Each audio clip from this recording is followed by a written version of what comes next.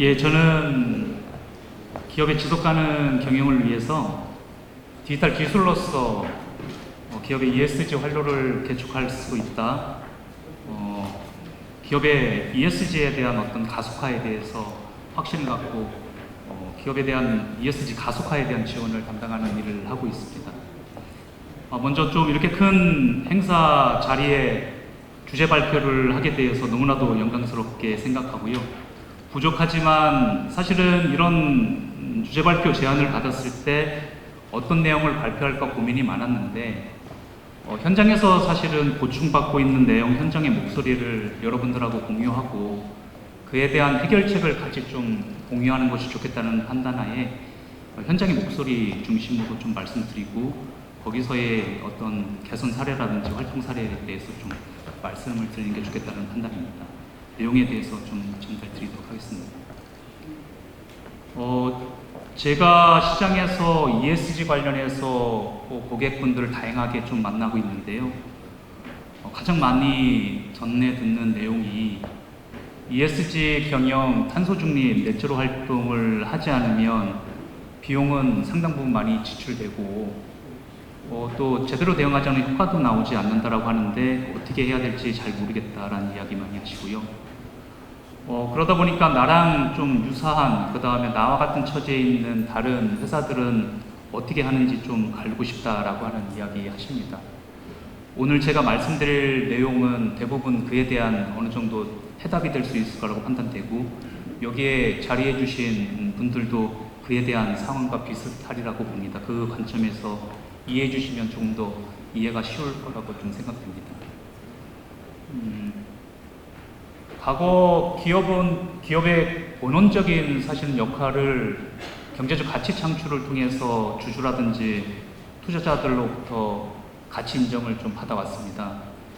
근데 잘 아신 것처럼 요즘은 어떠하냐면 사회 공통에 대한 문제에 대해서 기업의 역할이 뭐냐 이런 거에 대한 다양한 이해관계자들로부터 요구를 상당 부분 많이 받고 있습니다. SK그룹은 2016년도로 제가 기억하는데 이런 어떤 경제적 가치 창출 외에 이해관계자에 대한 행복 창출이라고 하는 것을 사회적 가치로 좀 정의했고 이 사회적 가치 기반의 비즈니스에 대한 모델 혁신을 통해서 이해관계자에 대한 어떤 지지와 신뢰를 받아오는 ESG 활동을 지금까지 해오고 있습니다. 다른 어떤 사실은 기업보다도 ESG에 대한 이해가 상당 부분 높다라고 알 수 있고 그다음에 저희도 상당 부분 많은 그런 활동을 하고 있는데 그 과정 중에서도 상당 부분 많은 시행착오가 있었습니다. 그 시행착오의 과정에서 AI라든지 데이터와 같은 디지털 기술로서 극복한 다양한 사례와 경험을 저희가 가지고 있고 이런 경험 기반으로 디지털 기술로서 ESG에 대한 활로를 개척할 수 있다. ESG 경영에 대한 실행력을 가속화하는 것이 분명 가능하다는 확신을 얻게 되었습니다. 그 내용에 대해서 지금부터 좀 설명을 드리도록 하겠습니다.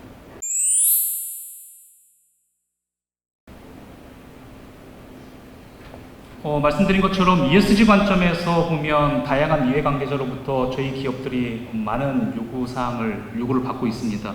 우선 정부라든지 규제 관점에서 보면 탄소 중립에 대한 요구를 받고 있고요. 그 다음에 ESG에 대한 의무 공시 요구받고 있습니다. 그리고 또 저희 비즈니스 파트너 글로벌적으로 보다 보면 CBAM과 같은 EU 쪽에서의 탄소 국경 조정 제도에 대한 요구도 받고 있고요. EU 공급망 실사법에 대한 요구도 받고 있습니다. 또한 원청사로부터 탄소 배출량에 대해서 요구를 받고 있습니다. 금융사라든지 투자자 관점에서 보면 이제는 더 이상 기업을 평가할 적에 재무적인 가치만으로다가 기업을 평가하지 않고 비재무적인 요소인 ESG를 가지고 기업을 평가하는 데 주요한 지표로 활용하고 있고요. 일반 소비자들도 이제는 기업이 얼마만큼 ESG에 진심이냐라고 하는 거에 대한 레퓨테이션, 그 다음에 그러한 기업들이 만들어낸 소비재에 대한 선호가 더 높은 그런 상황입니다. 이런 ESG라고 하는 대응을 제대로 하지 못하면 말씀드린 것처럼 비용은 비용대로 들고 효과는 나오지 않고요. 잘못 대응하면 그린워싱에 대한 노출도 될 수가 있습니다. 더 나아가서는 경쟁력 상실, 잘못하면 사업계에 대한 상실까지도 이루어지는 그런 시대입니다. 제가 좀 안타까운 것 중에 하나는 시장에서 이렇게 사실은 경각심을 가져야 되고 대응을 해야 되는데 조금은 오해하시는 거라든지 아니면 잘못 이해하고 계시는 내용들이 좀 있습니다. 나는 수출 기업도 아니고 탄소 배출량도 그렇게 많지 않은 것 같아서 탄소 관리하지 않아도 될 것 같은데 왜 해야 되나요? 이런 말씀 좀 하시는 분들 많습니다. 말씀드린 것처럼 일단 탄소 관련돼서는 재무적 임팩이 가장 큰 요소입니다. 수출 기업 같이 특히 EU 쪽에 수출을 하는 기업, 철강, 알루미늄 이런 제조업체들은 당장 내년도 1월부터 시범 기간이긴 하지만 CBAM을 대응하기 위한 탄소 배출량에 대한 리포트를 제공해 줘야 됩니다. 이 CBAM은 잘 아시는 것처럼 국가 간의 탄소세에 대한 형평성 때문에 EU에서 자국 무역을 보호하기 위한 내용부터가 되어 있고 이 특정 이상의 배출량이 되면 그만큼은 관세로 부과하게 되는 내용이고요. 문제는 수출 기업 하나에만 문제가 있다는 것이 아니라 공급망에 걸쳐 있는 스콥 3 영역에 있는 탄소 배출량에 연관되는 공급사들도 다 그 관세에 대한 노출이 되어 있기 때문에 수출 기업과 연관된 기업들은 모두 리스크에 노출되어 있다고 보시면 될 것 같습니다. 내수 기업이기 때문에 괜찮지 않을까요? 이런 이야기도 하십니다. 내수 기업 당연히 리스크 존재합니다. 그 이유는 우리 탄소 중립은 국가 정책입니다. 그러다 보니까 이 탄소 배출량에 대한 규제는 나날이 좀 높아지고 있고요. 탄소에 대한 유상할당 비중이 좀 늘어나고 있습니다. 결국은 말씀드린 것처럼 제조업이든 어떤 서비스업이든 우리나라 모든 산업은 수출 기업이든 내수 기업이든 직간접적으로다가 이 탄소 관련돼 가지고 모두 규제에 다 전부 다 리스크에 노출되어 있다라고 보시면 될 것 같고 그 관점에서 오해를 좀 풀어드리고 싶었습니다. 또 하나 질문 듣는 게 뭐냐면 저는 상장 기업도 아닌데 ESG 공시 제가 준비해야 될까요? ESG 데이터 관리해야 될까요? 라는 이야기들 현장에서 많이 말씀하십니다. 실질적으로 ESG에 대한 경영을 드라이브하고 있는 단체 기관은 금융사하고 대기업인 것 같습니다. 내용처럼 최근에는 금융상품에 기업의 ESG 등급을 가지고 대출 이율을 저감해주는 그런 프로그램도 많이 생겨났고요. 금융사의 투자사들을 대상으로는 탄소 관련해가지고 얼마만큼 절감을 하느냐에 대한 드라이브도 해주시고요. 그러지 못한 기업에게는 상당 부분 제재를 가하는 그런 활동이 있습니다. 아까 말씀드린 것처럼 이제는 기업의 어떤 ESG에 대한 평가 등급 진단 내용이라고 하는 것은 아주 보편화하고 보편적으로 유통되는 그런 정보입니다. 말씀드리고 싶은 거는 ESG는 비재무적인 요소에 대한 관리인데 이제 재무적인 영역으로 돌아오고 있습니다. 이 부분에 대해서 꼭 저희가 관리해야 됩니다. 그린워싱 문제도 한번 돌아보고 싶습니다. 피파가 카타르 월드컵에서 탄소 배출량에 대한 것을 실수로 계산을 하고 이 부분에 대해서 그린피스가 고발을 해가지고 페널티를 부과했습니다. 말씀드리고 싶은 거는 그린워싱은 의도하고 실수를 구분하지 않습니다. 이 부분에 대해서 데이터에 대한 신뢰도 객관성 상당 부분 중요하다는 말씀 좀 드리고 싶고요. 이케아가 잘 아시는 것처럼 상당 부분 선도적인 역할을 하고 있는데 이케아가 공급망 관리 잘못해서 환경단체로부터 피소됐습니다. 그 이유는 공급망에서 제공해준 목재가 불법 유통된 내용으로 경로로다가 와서 그 물건을 가구로 만들어서 판매를 했거든요. 여기서 제가 말씀드리고 싶은 건 뭐냐면 ESG라고 하는 것은 내 자사 사업장에 대한 뭔가 내부 통제라든지 관리를 잘한다라고 하는 것도 물론 중요하지만 내 밸류 체인에 있는 협력사의 ESG 관리 어떻게 할 거냐 이 부분에 대한 분명히 경각심을 갖고 관리해야 된다는 말씀을 좀 드리고 싶어서 이 장표를 좀 준비했습니다. 말씀드린 것처럼 ESG에 대한 데이터에 대한 신뢰성 상당 부분 중요한 내용입니다. 경각심이 많고 사실은 현장에 다니면서 오해도 많고 이해도에 대한 부분도 아쉬운 부분이 많긴 하지만 많은 기업들이 ESG에 대해서 준비하고 노력하고 계십니다. 전체 200개 기업 중에서 약 70% 정도 되는 기업이 이미 의무 공시가 아님에도 불구하고 자율서 공시를 하고 계십니다. 여기서 좀 말씀드리고 싶은 거는 국내 500대 기업 중에서 50% 정도가 공급망에 대한 리스크 관리를 다 계획하고 계십니다. 이 부분에 대한 말씀드리고 싶고요. 제가 다니다 보니까 그 부분이 조금 현실적인 것 같습니다. 지금 말씀드린 것처럼 금융사와 대기업이 국내 ESG라고 하는 것에 대한 실질적인 개선 활동을 리딩하고 계시다 보니 그 대기업과 금융사와 연관되어 있는 중소협력사들에 대한 ESG 관리는 생각보다도 많이 좀 수준이 이해도가 많이 올라와 있는 그런 어떤 내용들을 제가 나날이 해가 지나갈수록 좀 느끼는데, 문제는 대기업보다 밑에 있는 중소기업이라든지 대기업과 중소기업의 상위에 있는 중견기업에 대한 ESG에 대한 이해도는 너무나도 좀 낮은 경우가 많았습니다. 이 부분에 대한 결국은 ESG 정책이라든지 ESG에 대한 어떤 관심에 대해서 좀 소외되어 있는 산업에 대한 계층이 분명히 존재한다. 그 부분에 대해서 우리가 어떻게 빨리 끌어들일 수 있느냐, 이 부분에 대한 것들에 고민이 제가 있고요. 그분들한테 지금부터 말씀드리는 내용들은 제가 해결책으로서 제언을 드리는 내용이라고 보시면 되겠습니다. 모두에 말씀드린 것처럼 그럼 어떻게 해야 됩니까? 라고 하는 거에 대한 질문에 대한 어느 정도 제언입니다. 이게 말씀드린 것처럼 제대로 제대로 준비하지 못하고 즉흥적으로 임시 방편적으로다가 한 달에 한 번, 1년에 한 번 공시하기 위해서 대응한다라고 하면 비용은 비용대로 들고 효과가 나타나지 않습니다. 제가 제언드리는 내용은 첫 번째는 ESG 공시라든지 아니면 규제와 관련해 가지고 가장 재무적으로, 그 다음에 재무적으로 가장 임팩이 높은 넷제로의 영역을 먼저 저희가 좀 관리를 함으로 인해서 어떤 경쟁력에 대한 유지를 어느 정도 해야 되는 거고, 이 유지된 경쟁력 바탕으로 여러 가지 ESG에 대해서 개선 활동을 하다 보면 이런 이슈가 발생들을 하는데, 이 이슈를 기존에 갖고 있던 내부 시스템하고 연계해서 EV 창출 연계로 하는 이런 단계적인 절차가 좀 필요하다고 판단됩니다. 그래서 첫 번째로 필요한 것은 결국은 ESG에 대한 매니지먼트 인프라에 대한 필요성입니다. 제대로 한다라는 의미는 기업이 환경사회에 어떤 영향을 미치느냐, 그 다음에 환경사회가 기업에 어떤 재무적인 영향을 미치느냐라고 하는 이중중대성 평가라고 하는 것을 하고, 이런 거에 대한 어떻게 보면 기업에 대한 SDG 진단을 통해서 개선 과제를 도출하고 관리해야 될 지표를 도출하고 목표를 설정하는 이러한 어떤 ESG 전략이라고 하는 것들이 좀 필요하고요. 요거 기반하에 조직과 미션 역할에 대한 어떤 거버넌스 기반으로다가 표준화되고 객관화된 그런 데이터를 수집하고 관리함으로써 데이터에 대한 어떤 객관성과 신뢰성을 확보하고 대외 이해관계자들을 위한 공시 대응을 해야 됩니다.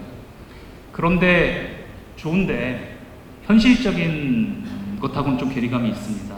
말씀드린 것처럼 대기업이 아닌 일반적인 중견기업, 중소기업 입장에서 봤을 적에는 이러한 이중중대성 평가라든지 ESG 전략 수립 상당 부분 어렵습니다. 그럼 이 부분에 대해서 우리가 어떻게 할 것이냐라고 하는 거에 대한 물음이 있고 궁금증이 있고, 그 부분에 대한 해결책을 뒤에서 다시 좀 말씀드리도록 하겠습니다. 넷제로가 재무적인 영향이나 임팩을 가장 많이 부여하는 요소입니다. 이 부분에 대해서도 정확하게 탄소 배출량에 대한 측정, 이 측정에 대한 목적 함수는 감축이기 때문에 감축 절감 활동에 대한 내용, 이런 것들을 전체적으로 모니터링할 수 있는 체계가 필요합니다.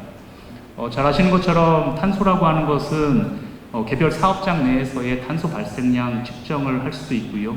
규제 강도에 따라서 제품, 공정 단위의 탄소 배출량을 측정하는 카본 풋프린트에 대한 요구를 받기도 합니다. 이러한 어떤 것들에 대해서 이 내 기업이 처해 있는 환경이라든지 나의 규제 노출 정도에 따라서 방법을 달리 해야 되는 게 맞는 거고요. 말씀드린 것처럼 결국은 우리가 탄소를 관리한다라는 의미는 감축 활동으로 연계해야 되기 때문에 이 감축 활동을 하기 위한 현실적인 감축 시나리오라고 하는 것이 도출이 돼야 되고, 이 감축 시나리오에 대해서 실질적으로 이 감축 활동을 전환을 했을 때의 손익에 대한 리스크가 어떻게 되는지에 대한 시뮬레이션 할 수 있는 툴이 있느냐, 이게 상당 부분 중요하다고 판단됩니다. 그런데 여기서도 문제가 있습니다. 말씀드린 것처럼 공정에 있는 예를 들어서 EU 배터리법이라든지 CBM 관련해서는 공정, 그 다음에 제품 단위의 탄소 배출량을 요구를 합니다. 그 이유는 공정 제품 단위의 탄소 배출량이라는 것이 관리가 돼야 돼서 실제로 어디서 탄소 발생량이 많이 발생하는지를 알고 그 부분을 절감 활동을 하기 위한 그런 목적에 있거든요. 근데 이거에 대한 기술이 있느냐라고 하는 거에 대한 물음이 있습니다. 지금 현재 산업에서는 대부분 다 엑셀로 관리한다든지 아니면 내가 원자재를 얼마만큼 수입을 했는지 이거를 가공하기 위한 전력량이 어떻게 되는지, 여기에 필요로 하는 물 사용량이 어떻게 되는지, 머티리얼즈가 어떻게 되는지, 그렇게 해서 나온 폐기물이 어떻게 되고 최종으로다가 제품이 얼마만큼 나오는지와 같은 전체적으로 공정에 대한 어떤 민감 정보라고 하는 것들이 가지고서 탄소 배출량을 산출하게 되는데, 이런 부분에 대해서 협력사한테 요청을 하면 영업 기밀이기도 하고 민감 정보이기 때문에 잘 주지 않거든요. 이런 정보에 대한 어떤 현실적인 방법이 무엇이냐라고 하는 것이 꼭 필요하고, 그걸 디지털 기술로서 우리가 해결할 수 있는 방법에 대해서 뒷장에서 다시 좀 설명을 드리도록 하겠습니다. 제가 사실은 오늘 나와서 말씀드리게 된 사유도 이와 같은 내용일 것 같습니다. SK가 그간의 그린 트랜지션이라고 하는 ESG 경영 활동을 하는 데 있어서 많은 시행착오가 있었는데, 저희가 가지고 있는 디지털 트랜스포메이션 기술인 DX 기술로서 사실은 실행력을 강화하고 있습니다. 모두에 말씀드린 것처럼 ESG라고 하는 것이 날로 규제가 강화되고 요구하는 내용들이 세분화되고 있고 실적 데이터를 요구하는데, 이 부분에 대한 효율적인 전환이라든지 이 관리를 어떻게 할 것이냐라고 봤을 때 디지털 기술에 대한 활용도 분명히 필요하기 때문에 이 트윈 트랜지션이라고 하는 전략을 가지고 나왔고요. 이 전략은 제가 만들어낸 것은 아니고 21년도 말 22년도 초에 월드 이코노미 포럼에서 발표된 전략 중에 하나로서 이 내용이 채택이 되었습니다. 그 내용을 저희가 지금 10분 필드에서 활용하고 있다라고 이해해 주시면 좋을 것 같습니다. 아까 모두의 저희가 ESG 공시 대응을 하기 위해서는 이중 중대성 평가하고 그 다음에 관리 지표 수립하고 하는 이런 컨설팅이 필요하다고 말씀을 드렸는데요. 현실적으로 어려움이 있습니다. 비용 지불에 대한 사실은 여력도 되지 않고, 그렇게 비용을 지불해 가지고 내가 하는 것이 맞느냐라고 하는 거에 대한 물음도 갖고 계십니다. 그래서 현실적인 방법을 좀 구하는 것이 지금 말씀드리는 클릭 ESG라고 하는 ESG 매니지먼트 플랫폼입니다.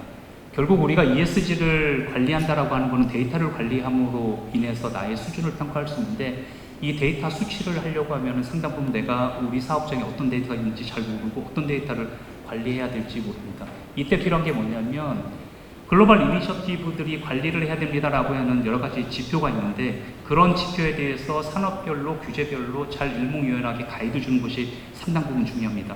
그 부분에 대한 어떤 관리 지표라고 하는 것들을 제공하게 되고요.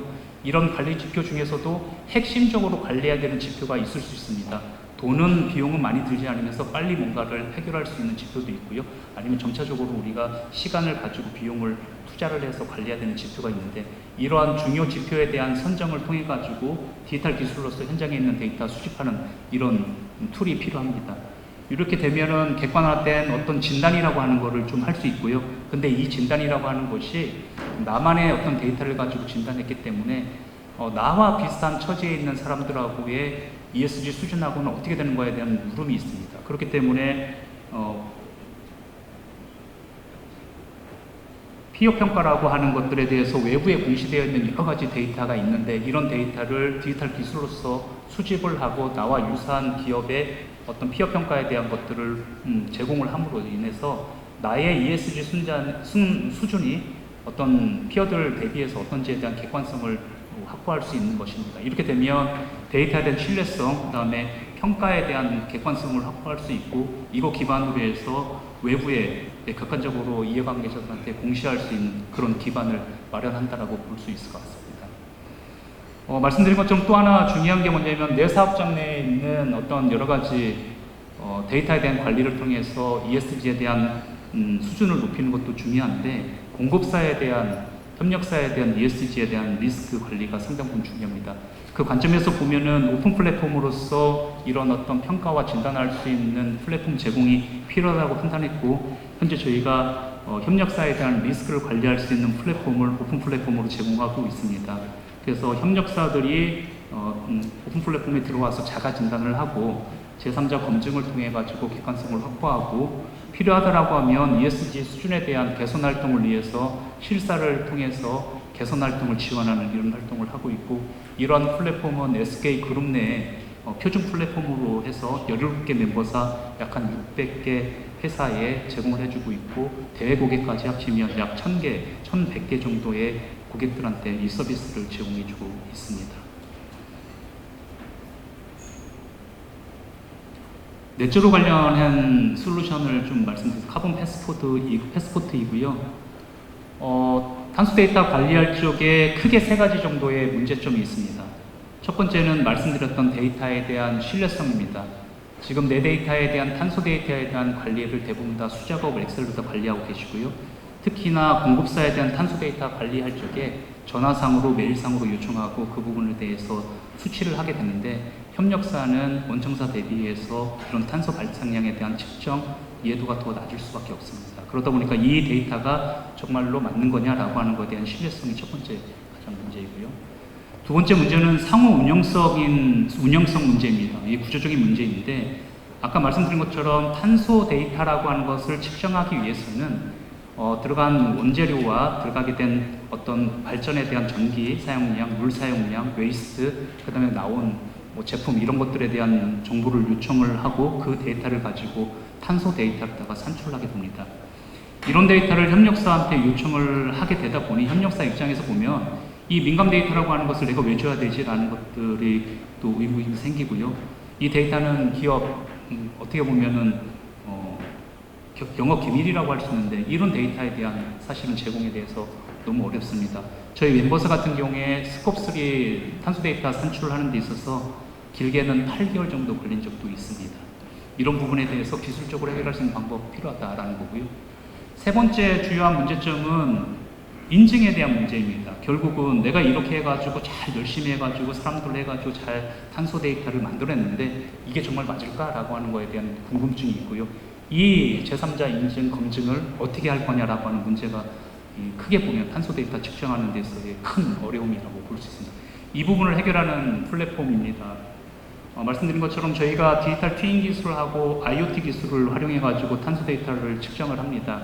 말씀드린 것처럼 공정상에서 제품의 탄소 데이터를 측정을 해야 되는데 이런 공정 설비라든지 PLC와 같은 장비에 IoT 센서 디바이스를 달고요. 거기서 나오는 여러 가지 계측 데이터를 가지고 탄소 데이터를 환원하는 걸로 하고요.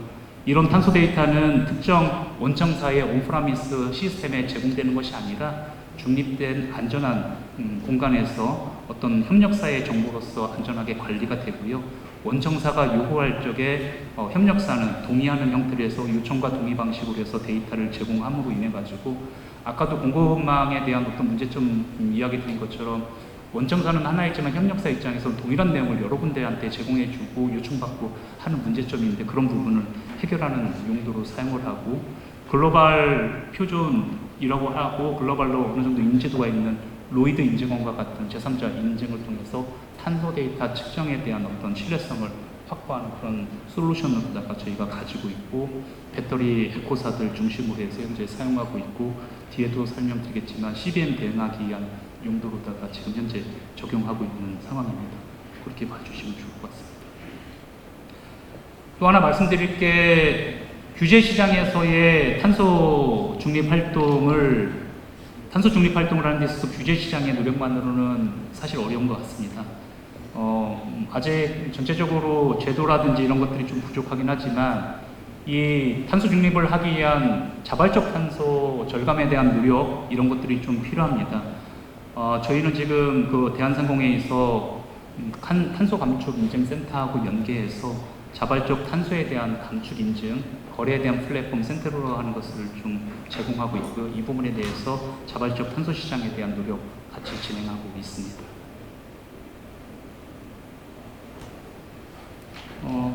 말씀드린 것처럼 ESG 매니지먼트 플랫폼이 현재 세계 표준 산업 분류에 의해서 한 50개 인더스트리 1,100개 정도 멤버사 어카운트 대상으로 해서 서비스를 제공하고 있습니다.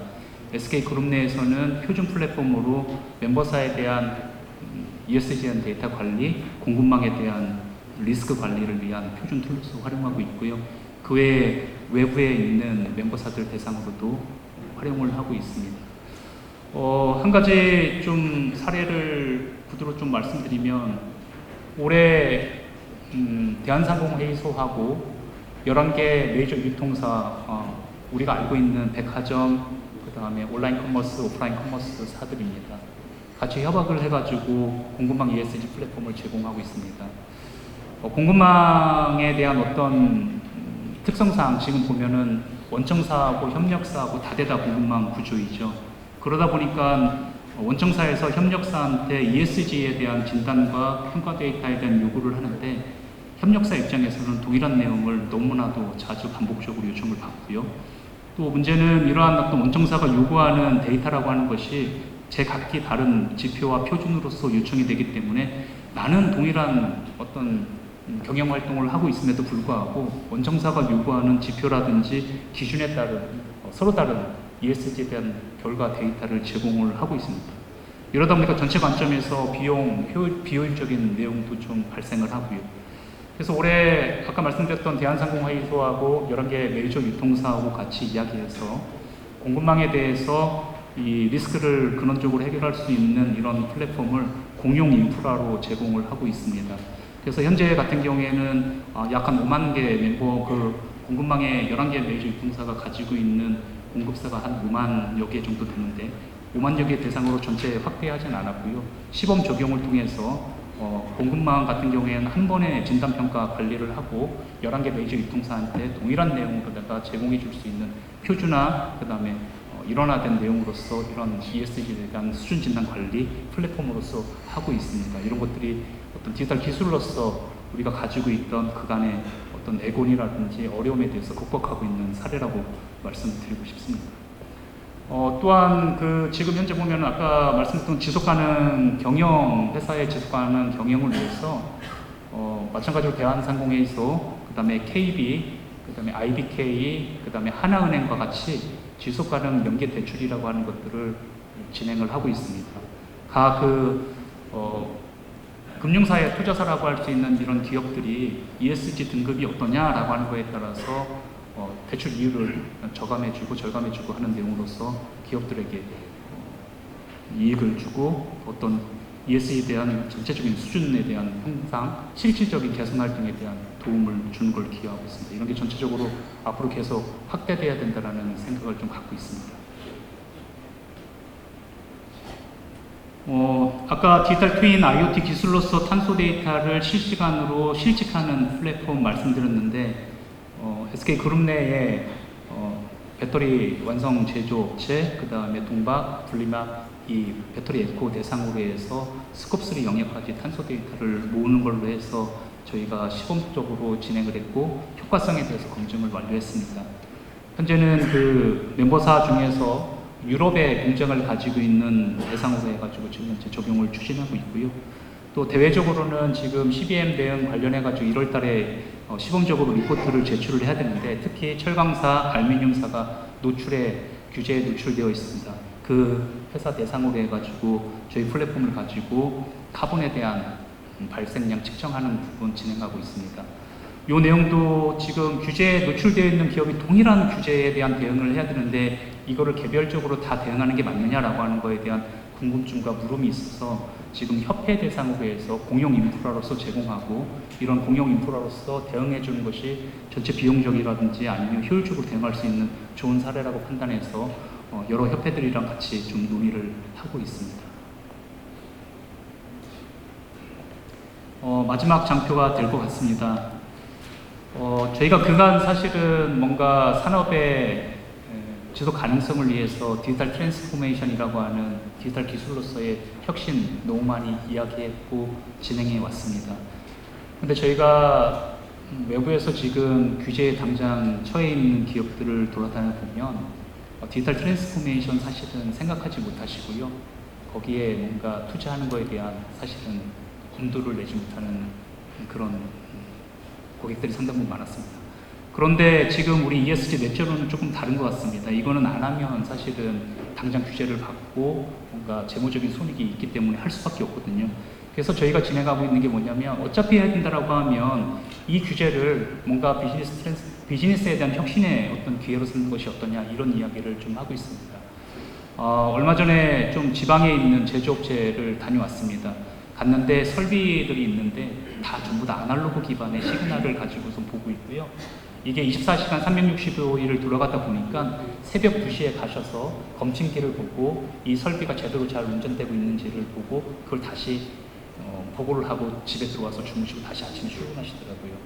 디지털 기술로서 금방 이거는 해결이 가능한데 그러한 어떤 기존 공정에 대한 디지털 트랜스포메이션이 아니라 규제를 뭔가 우리가 대응해야 된다라고 하면 이 규제 대응을 하면서 그런 부분도 같이 해결할 수 있다라고 판단됩니다. 그래서 일과 양득의 어떤 효과를 낼 수 있다라고 하는 강한 확신이 있어서 그 부분에 대해서 제안드렸고 그 부분을 좀 진행하고 있습니다.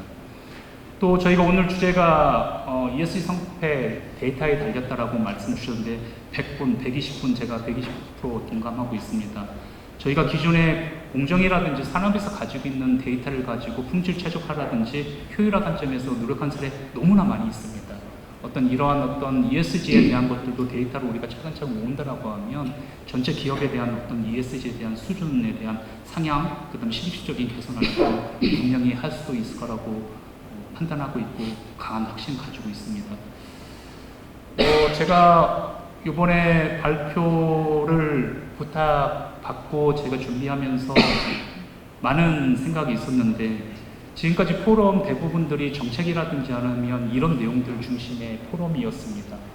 근데 우리가 데이터라든지 디지털 기술 기반의 ESG에 대한 활로를 개척하고 가속화할 수 있다라고 하는 거에 대해서 저만의 생각은 아니었구나. 또 이런 부분에 대해서 동감하고 계시는 분이 상당 부분 많이 있구나라는 거에 대해서 다시 한번 좀 자신감을 가졌고요. 모두에 말씀드린 것처럼 제가 하는 일은 디지털 기술로서 기업의 ESG에 대한 활로 개척하고 가속화하는 것을 지원하는 과정을 하고 있는데 그 부분 앞으로도 더 열심히 가열차게 한번 해보도록 하겠습니다. 경청해 주셔서 감사합니다. 감사합니다. 방승희 부사장님 큰 박수로 부탁드립니다.